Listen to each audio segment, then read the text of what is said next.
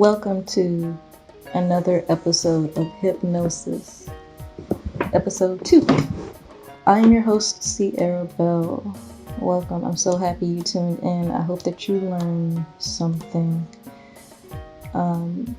This is a sister podcast to 3.5 Podcasts, which is a political education podcast. This one is spiritual education, but they both supplement each other. Now, why? I will first go to a secular book to show the bridge I'm trying to create here. Skin in the Game. Skin in the Game. This is a great book. Nassim Nicholas Taleb. I hope I said his name right. Forgive me for not actually looking up how to say his name. But skin in the game, what is it? It means that those who make decisions and are affected by them, who undergo the consequences, specifically the harm, those are the ones that's trustworthy to make decisions.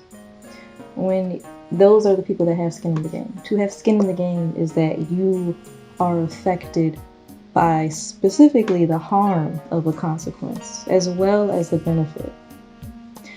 To not have skin in the game, to not be affected by the consequences of a decision that you make, you are then free to do unethical things. And in that, Nassim says it's impossible to disentangle ethics from competency, ethics from skill, from knowledge.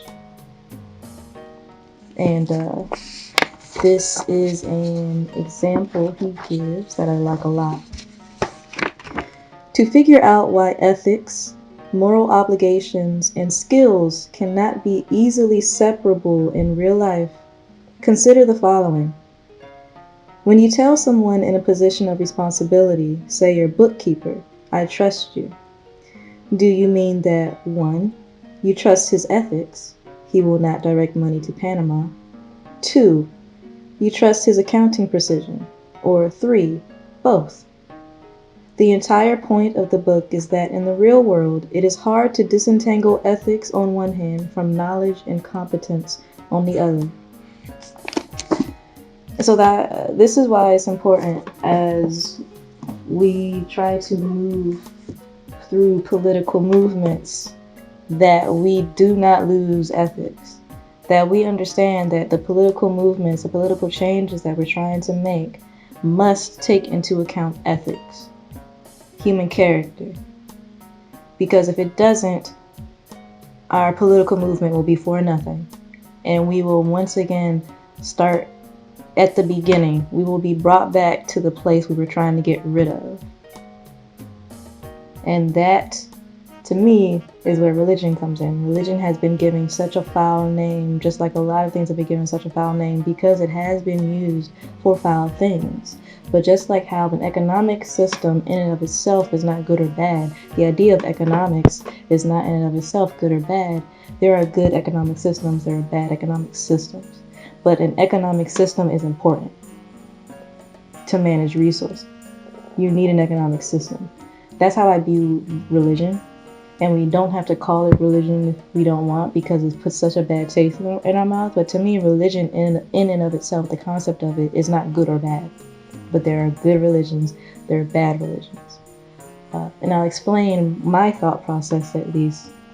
Because Wages of Rebellion is another book that I read. It talks about revolutions and the structure, anatomy of revolutions. One of the important parts of a revolution is the construction of language, of new language, new meanings to words, and to have a common language that we all agree on and are focused on. So when I think of religion, I think of it as a system to manage our character, to manage our ethics. It's just an ethical system, like an economic system. So Here's something. It says, what is the purpose of religion in human life? This is something I just looked up. Tutorialspoint.com. They, for me, kind of hit the nail on the head. So it says, religion helps in creating an ethical framework and also a regulator for values in day-to-day life. This particular approach helps in character building of a person. In other words, religion acts as an agency of socialization. Thus, religion helps in building values like love, empathy, respect, and harmony. Now, do all religions do that? No.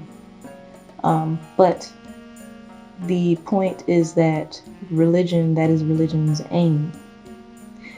And even in religions that we call bad, they try to use the same language. Just like in revolutions that turn out to be actually detrimental and bad, try to use the same revolutionary language of hope and change and equality, but then it ends up not being that at all. Read Animal Farm. Religion, that's the same trope. So you have religions that say they're trying to build your character, who say the same language and they acknowledge what religion is for, but then they use that to corrupt you. And so I try to make that distinction. I study a lot of different religions. I have this, the Holy Quran of the Moorish Holy Temple of Science, which is actually Noble Drew Ali. This was a movement for Black people, African Americans, and reclaiming the identity of the Moors. And like I say in 3.5 podcasts, my other podcast, the political one, I think of myself as a bridge for people who know nothing or know very little, and they want to know something and want to know where to turn to start their journey to seek truth. So I may not be an expert in a lot of these things, but I know a lot more than the average person, I'm told, and I want to use that to try and at least what I think I know should be common knowledge. We're fed bullshit constantly, and so everyone is well versed in bullshit. But everyone can be well versed in education that is actually liberating if we weren't so propagandized, of course. But I think that what I do know should be common knowledge, and I'll sort of explain that to you. For example, this book exists, and this is extremely important for Black people to know exists, because Noble Drew Ali was one of our liberation leaders, and I don't even know as much as I wish I knew about him, but apparently he was very important and very influential. You know, I read the Gita, Asclepius, which isn't really like a religious text, but it is kind of. And this book I really want to talk about today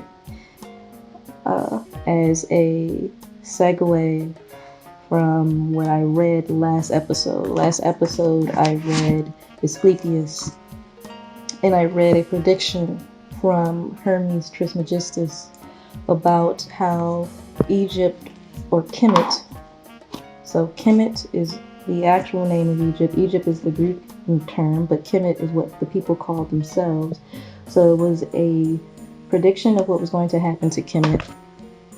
Kemet was once a land, according to Trismegistus. Kemet was once a land that taught men piety, that was the cornerstone of religion. The gods came down to hang out. And then the prediction said that one day destruction was going to fall upon Kemet, and Kemet would be the example of the utmost cruelty. The gods will go away. The Kemet institutions will be destroyed. X, Y, and Z. And this episode, I want to discuss how the prediction came true.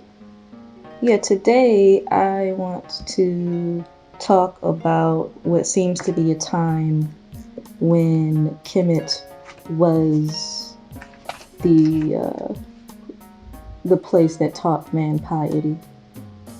So this book is the teachings of Ptahhotep, the oldest book in the world. I want to thank my best friend Xavier Hogue for and his dad, David Hogue, for letting me borrow this.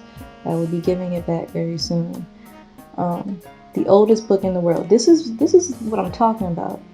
Why didn't I know that this existed? Why do I feel like hardly anybody knows this exists? Does this not seem like one of the most important things to know about? The oldest book in the world? If you ask someone, what is the oldest book in the world? Who knows what that is? If we're talking about human history in a history class, I've taken numerous history classes. Nobody told me what the oldest book in the world was. The Teachings of Ptahhotep. This book was found on the west bank of the Valley of Kings in the 11th dynasty tomb of the Intef pharaohs. The first document, Papyrus, contains 2 writings, the first being incomplete. The first document was the last part of the teachings addressed by an unknown scribe to Kagame, a scribe who is said to have composed his work at the beginning of the reign of Seneferu, 2575 BC to 2551 BC, founder of the 4th dynasty, builder of the Great Pyramid at Giza. Most of the contents of the teachings of Kagame are lost or destroyed. Otherwise, it would be the oldest complete book in human history. There is a tomb for Ptahhotep near the Step Pyramid in the cemetery at Saqqara.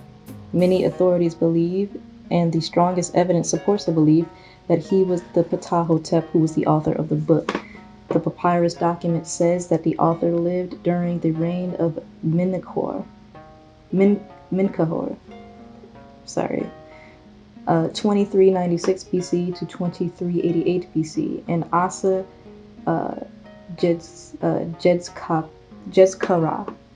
2388 BC to 2356 BC. The papyrus referred to Ptahhotep as a favored one of Asa. Ptahhotep was his grand uncle and also his tutor. He was 110 years old when he wrote his book. I didn't really have a plan of what I was going to read. I just wanted to express that this existed, and this is a code of conduct book. This is important. In light of the history of colonization, slavery, segregation, and racism in the world, and especially in light of the effects of these things on the colonization of information, it is important that we be explicit about the fact that this ancient Kemetic and pre-Kemetic civilization was native African. That means that it was a black or Africoid civilization. If one places the evidence from skeletal remains, mummified remains, carvings, paintings, and ancient historical accounts into chronological order, the blackness of ancient Kemet, ancient Tarseti, and even more ancient Hopi Nile Valley cultures will be obvious to any observer. Now, obviously, I'm not actually reading the words of Ptahhotep. This book was edited by Asa G. Hilliard III, Larry Williams, and Naya Damali. I'm sorry if I said their name incorrectly. And so I'm reading their analysis before I get into their works. And this is important because during their time, they fought to prove that ancient Kemet was a black civilization. How sad is that? We often see light-skinned white people or light-skinned Arab people as representing ancient Kemet, but they were black. They looked like me. Okay. The colonization of Africa, the enslavement of African people, and the segregation of Africans in the African diaspora was accompanied by a wholesale, systemic falsification of the human record. A wholesale, systemic falsification of the human record. So the human record had to be altered and distorted in order for the colonization of information to occur. So this is a detriment to all of humanity. And that's why we don't know that this book exists. I'll leave it. And to not know that this book exists is a detriment to us. Because number one, I'll show you some of the contents of it. And it's about ethics. It's about how to be a human being. It left the descendants of Africans and others throughout the world in almost total darkness regarding the contributions of African people to the population of the world and to world civilization. An active effort on a fairly large scale is now underway to recover and to reconstitute the lost, stolen, suppressed, and destroyed and distorted history of Africa's people in the world. So, let's get into some of the stuff that it says, right? And you'll see why this is so important. You'll start to see why Kemet was seen as a place of piety, a place that taught people how to be people, how to interact with one another. And then unfortunately it was destroyed, it degraded.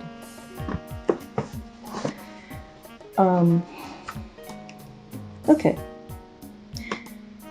1. Do not be proud and arrogant with your knowledge. Consult and converse with the ignorant and the wise, for the limits of art are not reached. No artist ever possesses that perfection to which he should aspire. Good speech is more hidden than greenstone or emeralds, yet it may be found among maids at the grindstones. 2.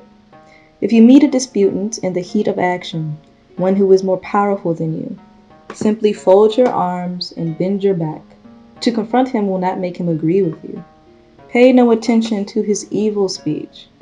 If you do not confront him while he is raging, people will call him an ignoramus. Your self-control will be the match for his evil utterances. Okay, I'm going to skip to something that I like, which speaks on the importance of people's basic needs being met. A lot of this, it talks about God, it talks about, sort of religious ideas, but it's very secular sounding. And actually, ancient Kemet believed that the secular and the sacred were one. They were not separate. Everything is sacred, according to the ancient Kemites, or I don't know if that's how you say it, Kemites, Kemetans. I probably sound super ignorant right now, but I sound ignorant yet. How many people know what even the fuck I'm talking about in the first place? I'm sorry, I'm cursing. Just so passionate. But a lot of these, this is just how to live. Be generous as long as you live.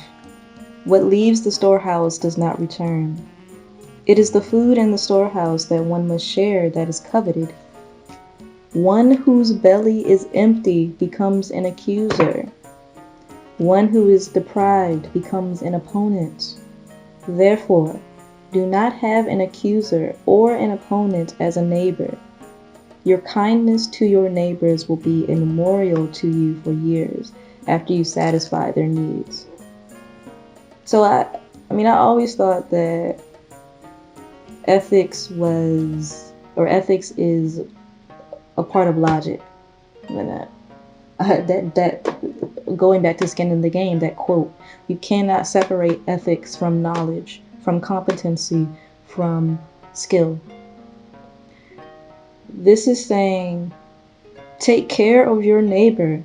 Make sure your neighbor's needs are met, because if you don't, they will become desperate. They will become your opponent. And so if you don't want an opponent, if you don't want to have danger around you from your neighbor, make sure their basic needs are met. And you can see that in neighborhoods that are decimated by poverty. What happens in a place that is riddled with poverty? You have high crime. And this is the oldest book in the world saying that in a place of poverty, there will be high crime. This talks about the destruction of Kemet.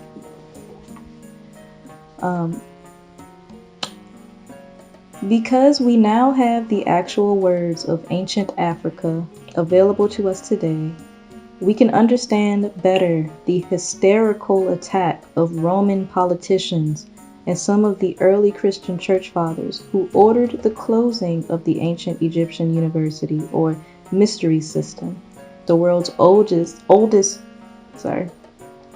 original system of higher education. What is pagan, animistic, heathenish, or barbarian about Ptahhotep? Why were his and other writings ordered destroyed? Clearly, the restoration of these writings destroys forever the myth of Africa that was created by greedy colonizers to justify their wanton destruction of African cultural competitors, the capture of their national wealth, and the theft of their intellectual legacy as well.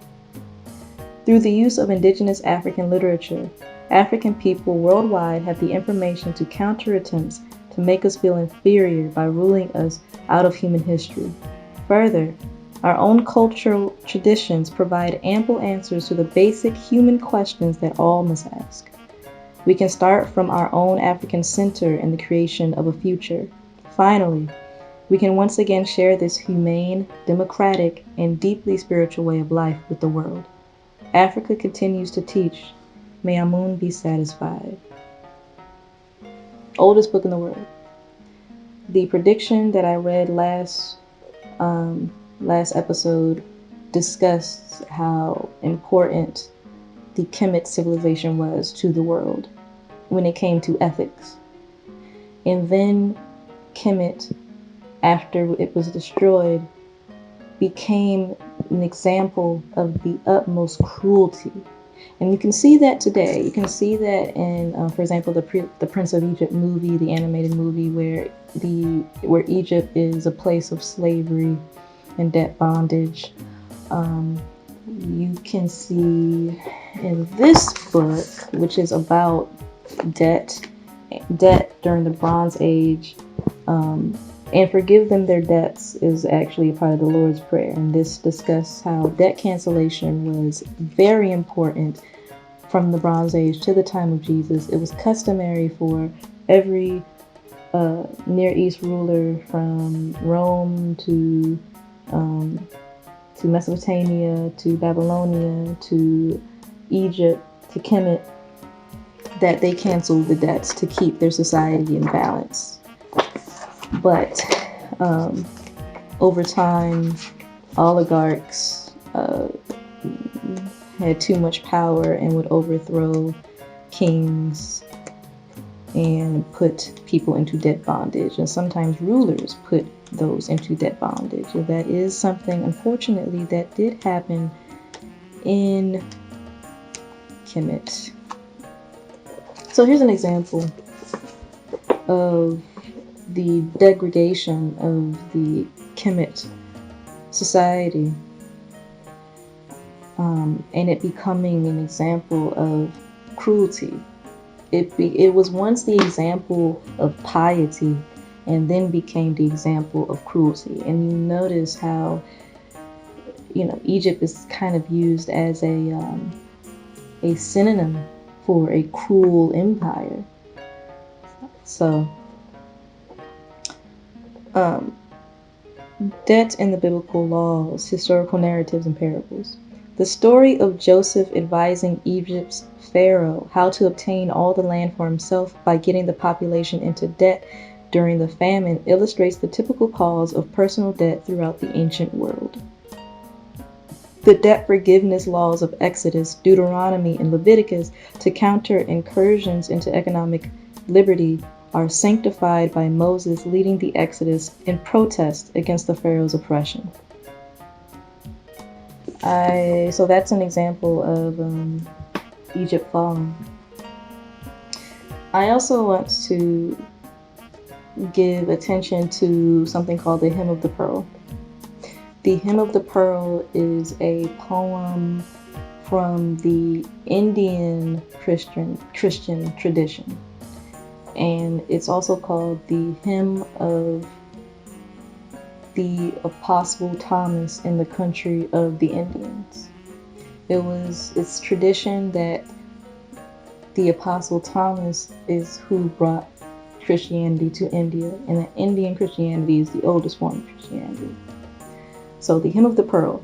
The overview is that, my understanding, it's the journey of the soul through life. And you start off as, essentially like in heaven with the King of Kings or the Supreme Being. And you are adorned with all these jewels. What happens is they strip you of all of that and they send you down to Egypt. They write something on your heart so that you remember where you came from. They send you down to Egypt to go fight a serpent and get the pearl.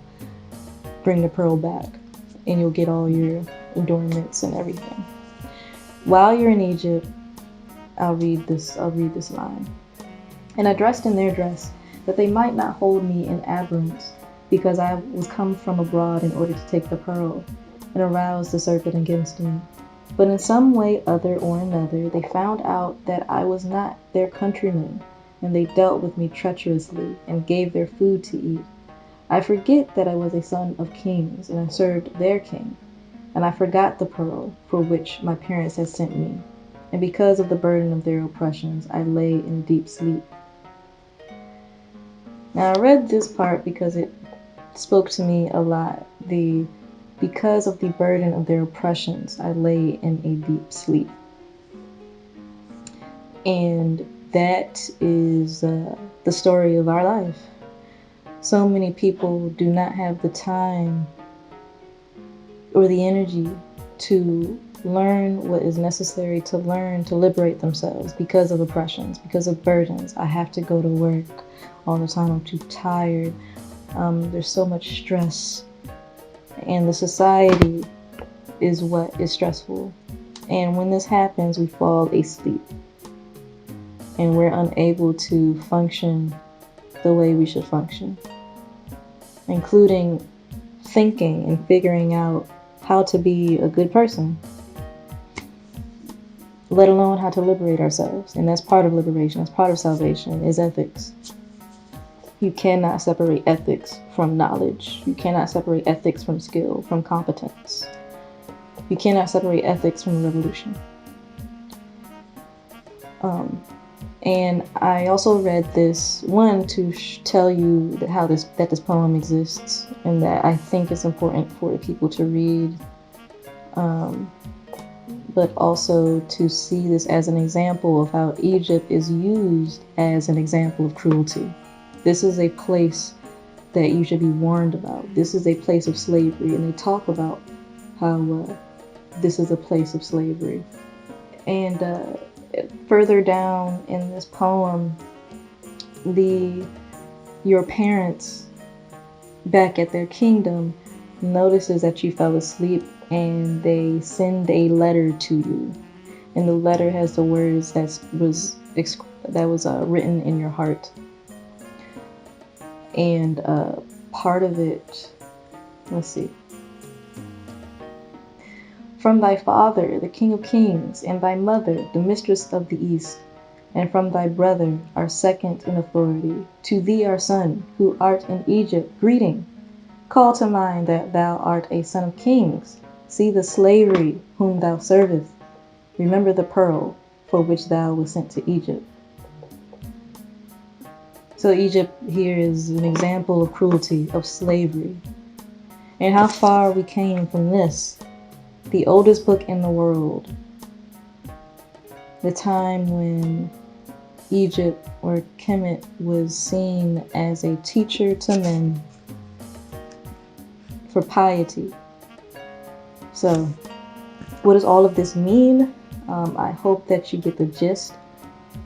Ultimately, the theme is going to continue to be, ethics are important. And this is a show dedicated to together figuring out how to be a good person while we move towards a revolution of a better world, so that we make sure we don't animal farm this shit. That's it for this episode. Thank you so much for tuning in. I really appreciate you listening. I do want to start interviewing people, not only for this podcast, but for the 3.5 podcast also, so it's not just me talking, but I gotta get that together. In the meantime, be love and be true. Peace.